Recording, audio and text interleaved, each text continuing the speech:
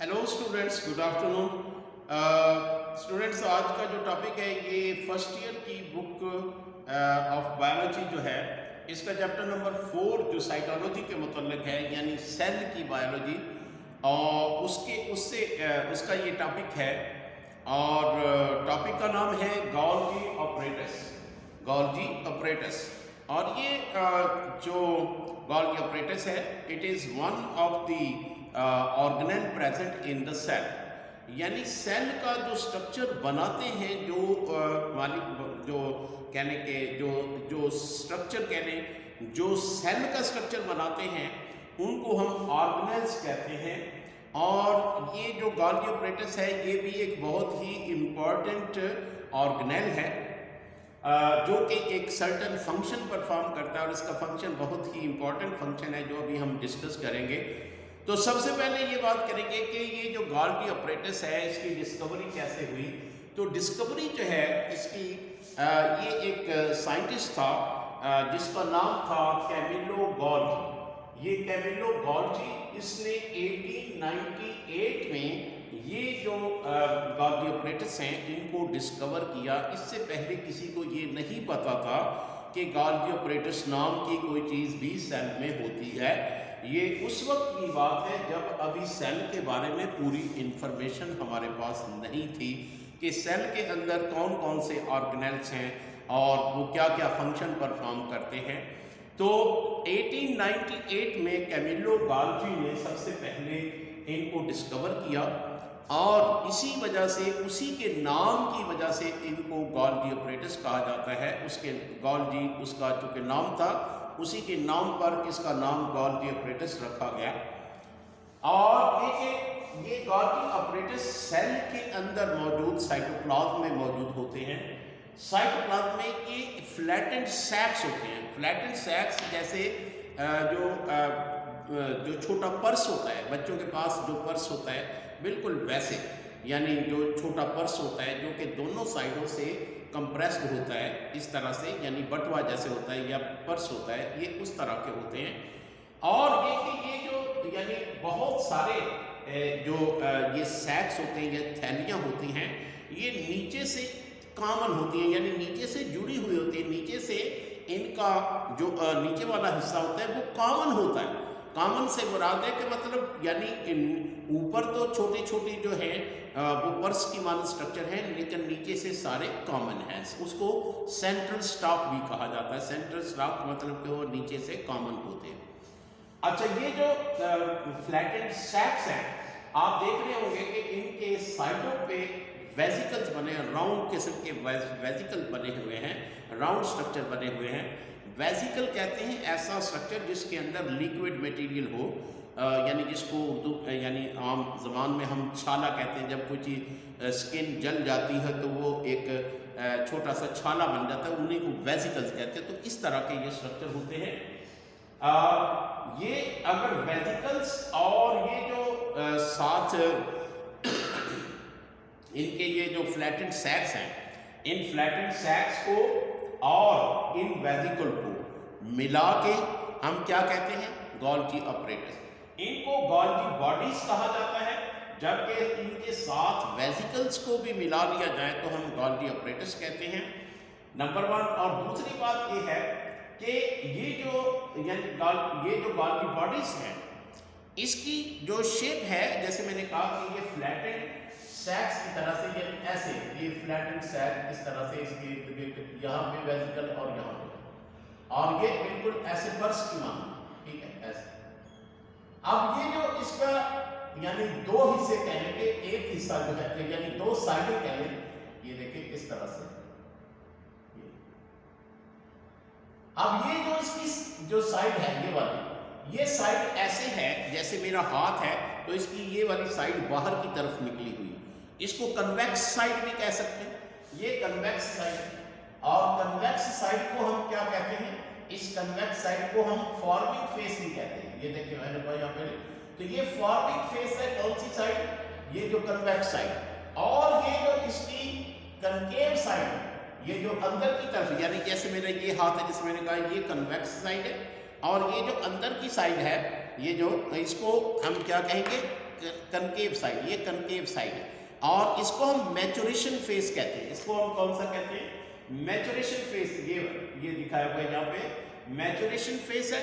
और ये जो इसकी कन्वेक्स साइड है, इस वाली इधर वाली साइड जो है, इधर ये कन्वेक्स साइड है, इसकी ये कन्वेक्स साइड है, इसकी ये कन्वेक्स साइड है। इसी तरह से हम अंदर की तरफ आए तो ये कनकेव साइड है, इसकी ये कनकेव साइड है, इसकी ये कनकेव साइड है। ठीक है, तो यानी ये जो एक साइड जो है इसकी कन्वेक्स साइड कहलाती है और एक कनकेव और कन्वेक्स साइड को हम फॉर्मिंग फेस भी कहते हैं। फॉर्मिंग फेस क्यों कहते हैं? अब देखिए यहां से ये मैंने इस सेल का ये पूरा सेल है और सेल के अंदर ये न्यूक्लियस है, ये जो है ये न्यूक्लियस। अब न्यूक्लियस जो है इसकी जो आउटर मेम्ब्रेन है, यानी न्यूक्लियस के दो मेम्ब्रेन होती हैं, एक इनर मेम्ब्रेन एक आउटर मेम्ब्रेन। आउटर मेम्ब्रेन जो है इसके साथ ही एक नेटवर्क ऑफ चैनल्स है जिसको हम एंडोप्लाज्मिक रेटिकुलम कहते हैं। एंडोप्लाज्मिक रेटिकुलम जो है ये एक नेटवर्क ऑफ चैनल्स है जो कि आपने पहले पढ़ रखा है, उस पर भी वीडियो बना हुआ है। अगर कोई आप रफ एंडोप्लाज्मिक रेटिकुलम पढ़ना चाहें तो वो आप जो है चैनल पे जाएं, यानी और बल्कि चैनल पे जाने की भी ज़रूरत नहीं, आप सिर्फ लिखें rough endoplasmic reticulum by doctor Mohammad Anwar तो आपको वो फौरन मिल जाएगा वो आप। तो ये जो स्ट्रक्चर है जिसको रफ एंडोप्लाज्मिक रेटिकुलम कहते हैं या एंडोप्लाज्मिक रेटिकुलम, इसके ऊपर आप देख रहे होंगे बहुत सारे ये जो ग्रेन्यूल टाइप स्ट्रक्चर हैं जिनको हम राइबोसोम्स कहते हैं। Ribosomes are actually the protein factories of the cell, यानी कि प्रोटीन फैक्ट्रीज हैं। सेल के लिए जितनी प्रोटीन होती हैं वो इन राइबोसोम्स के अंदर बनती हैं और कुछ राइबोसोम्स साइटोप्लाज्म में भी होते हैं, लेकिन बहुत सारे जो राइबोसोम्स हैं ये एंडोप्लाज्मिक रेटिकुलम या रफ एंडोप्लाज्मिक रेटिकुलम के ऊपर होते हैं और ये प्रोटीन बनाते हैं और प्रोटीन जो है इन चैनल्स में चली जाती है। इन चैनल ये प्रोटीन जो है ये रफ प्रोटीन है यानी रॉ प्रोटीन है। इस प्रोटीन से आगे बहुत सारी यूजफुल चीजें बनाई जा सकती हैं जो चीजें प्रोटीन से बनती हैं। जैसे आपने पढ़ा है कि एंजाइम्स जो हैं ये प्रोटीन है, तो एंजाइम्स जो हैं वो इस प्रोटीन से बनाए जाते हैं। यानी ये जो रॉ मटेरियल है प्रोटीन, ये जो रॉ प्रोटीन है इसी से आगे प्रोटीन की मुख्तलिफ चीज़ें जैसे एंजाइम्स हैं, एंटीबॉडीज़ हैं, जितनी भी प्रोटीन की चीज़ें हैं वो इसी से बनाई जाती हैं। तो प्रोटीन जब प्रोड्यूस होती है इन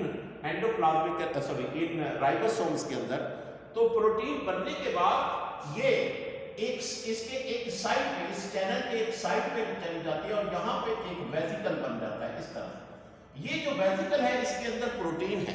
अब ये वेसिकल यहाँ से अलग हो जाएगा, डिटैच हो जाएगा, बर्ड ऑफ हो जाएगा, यानी बर्ड ऑफ हो जाएगा। इस तरह से ये बर्ड ऑफ हो गया, यहाँ से डिटैच हो गया। डिटैच होने के बाद ये ट्रेवल करता हुआ कहाँ पे जाएगा? गोल्गी ऑपरेटस पे। गोल्गी ऑपरेटस का जो फॉर्मिंग फेस है यानी जो कन्वेक्स साइड है वहां पे जाके ये अटैच हो जाएगा। जब ये इसके साथ अटैच हो जाएगा तो उसकी मेम्ब्रेन के साथ फ्यूज हो जाएगा तो इसकी जो प्रोटीन है वो इसके अंदर आ जाएगा। ये प्रोटीन जो है वो गोल्गी ऑपरेटस के अंदर आ जाएगा। अब गोल्गी ऑपरेटस जो है इस प्रोटीन को प्रोसेस करेगा और इससे नई चीजें बनाएगा, यानी ये जो प्रोटीन की बनी होती हैं जिनको हम सिक्रीशंस कहते हैं वो बनाएगा। अब ये जो प्रोटीन की जो चीजें होती हैं यानी जिनको हम सिक्रीशन कहते हैं, यानी जो इसका मेन फंक्शन है असल में वो सिक्रीशन ही है। सिक्रीशन से मुराद है ऐसी चीज जो हमारे कोई ग्लैंड या हमारा कोई सेल बनाता है या उसको रिलीज करता है और वो यूजफुल होती है। यानी हमारा कोई ग्लैंड या कोई सेल अगर कोई लिक्विड चीज सिक्रीट करता है और वो चीज सिक्रीट जो करता है लिक्विड चीज वो यूजफुल होती, फायदेमंद होती, तो उसको हम सिक्रीशन कहते हैं। तो हमारी बॉडी के अंदर जितनी भी सिक्रीशन हैं, मुख्तलिफ सिक्रीशन खारिज होती हैं, वो सिक्रीशन असल में इस गोल्गी ऑपरेटस से बनती है। गोल्गी ऑपरेटस का काम होता है सिक्रीशन बनाना। हमारी बॉडी के अंदर जितनी सिक्रीशन हैं वो इस गोल्गी ऑपरेटस में, जैसे अभी मिसाल के तौर पर हमारे यानी स्मॉल इंटेस्टाइन के बिल्कुल साथ, ड्यूडेनम के बिल्कुल साथ जो है एक ग्लैंड होता है जिसको हम कहते हैं पेंक्रियास। पेंक्रियास, अब ये जो पेंक्रियास है ये डबल ग्लैंड है, यानी बहुत बड़ा ग्लैंड है, डबल ग्लैंड है, यानी कि इसमें से इसका एक पार्ट जो है वो एंडोक्राइन होता है और एक पार्ट जो है वो एक्सोक्राइन होता है। एक्सोक्राइन पार्ट जो है ये पैंक्रियाटिक जूस पैदा करता है, पैंक्रियाटिक जूस। और पैंक्रियाटिक जूस के अंदर क्या क्या होता है, इसमें बहुत सारे एंजाइम होते हैं, ट्रिप्सिन है, लाइपेज है, अमाइलेज है। All these enzymes are present in the pancreatic juice। और ये pancreatic juice जब स्मॉल इंटेस्टाइन में जाता है पैंक्रियास से डक्ट के जरिए से, जिसको पैंक्रियाटिक डक्ट कहते हैं, उसके जरिए से जब स्मॉल इंटेस्टाइन में जाता है तो स्मॉल इंटेस्टाइन में जो फूड है उसको डाइजेस्ट करता है, ठीक है। तो अब ये जो पैंक्रियास है ये इन सारे, ये जो पैंक्रियाटिक जूस है ये सक्रीशन, लेकिन ये सक्रीशन पैदा कहाँ होती है? ये पैदा असल में यहाँ होती है, यहाँ सिर्फ पैंक्रियास के अंदर स्टोर होती है और जब यानी उसकी ज़रूरत पड़ती है तो उसको रिलीज कर दिया जाता है। यानी पैंक्रियास इन सक्रीशन को प्रोड्यूस नहीं करता बल्कि ये प्रोड्यूस होती हैं यहाँ से और गोल्गी अपरेटस से, ठीक है। और जब ये इसके अंदर प्रोड्यूस हो जाती हैं, यानी ये प्रोड्यूस का मतलब है कि उसको वो प्रोसेस करता है, प्रोटीन को जोड़ जोड़ के वो यानी चीज़ बना देता है जिसकी ज़रूरत होती है। यानी पैंक्रियाटिक जूस के अंदर जो जितने भी एंजाइम्स हैं ये सारे प्रोटीन हैं। अब ये यहाँ से बन के जाएंगे पैंक्रियास में जाके सिर्फ स्टोर होंगे, और ये जो जैसे मैंने कहा कि ये यहाँ से जो प्रोटीन बनती है ये बड्स के जरिए से या सॉरी वेजिकल्स के जरिए से उसके फॉर्मिंग फेज के साथ अटैच होती है जो कि कन्वेक्स सरफेस होती है।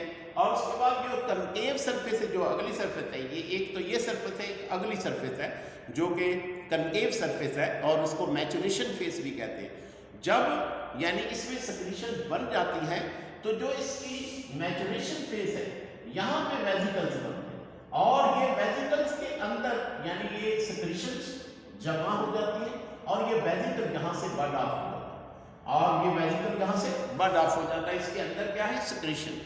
और इस सक्रीशन को जहाँ उसकी ज़रूरत होती है उसको ट्रांसपोर्ट कर दिया जाता है वेजिकल्स के जरिए। इन वेजिकल्स, इनको ट्रांसपोर्ट वेजिकल भी कहा जाता है, जो कि इन गोल्गी अपरेटस में बनने वाली सक्रीशन को ट्रांसपोर्ट करते हैं मुख्तलिफ पार्ट्स ऑफ द सेल या दूसरे सेल में, एक्स्ट्रा सेलुलर यानी सेल से बाहर भी इसको भेजा जाता है जहाँ पे इसकी ज़रूरत होती है। तो ये इसका एक बहुत ही इम्पॉर्टेंट फंक्शन है सक्रीशंस के एतबार से गोल्गी अपरेटस का।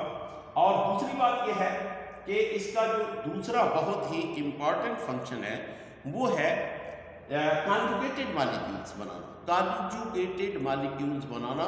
और कॉन्जुगेटेड मॉलिक्यूल्स आपने पढ़ा है कि कॉन्जुगेटेड मॉलिक्यूल्स क्या है कि जब दो डिफरेंट कैटेगरी के मॉलिक्यूल, जैसे मिसाल के तौर पर प्रोटीन और इसके साथ लिपिड्स, ये दो डिफरेंट टाइप, दो डिफरेंट कैटेगरी के मॉलिक्यूल हैं, दोनों मैक्रो मॉलिक्यूल हैं।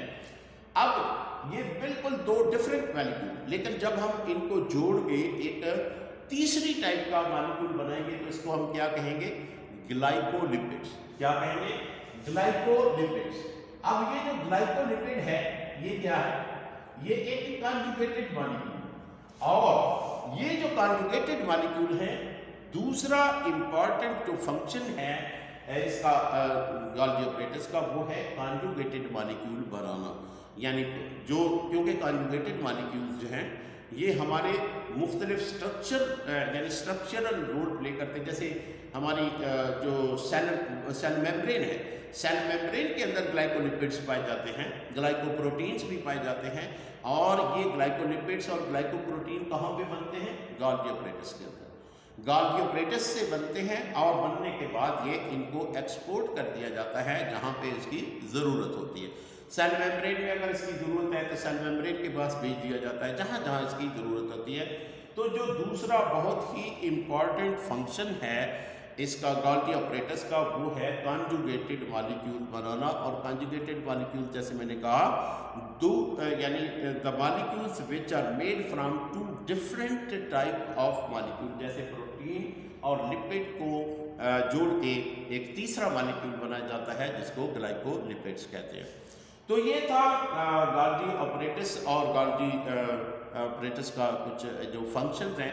होपफुली आपको इसका जो कॉन्सेप्ट है वो अच्छे तरीके से समझ आ गया होगा।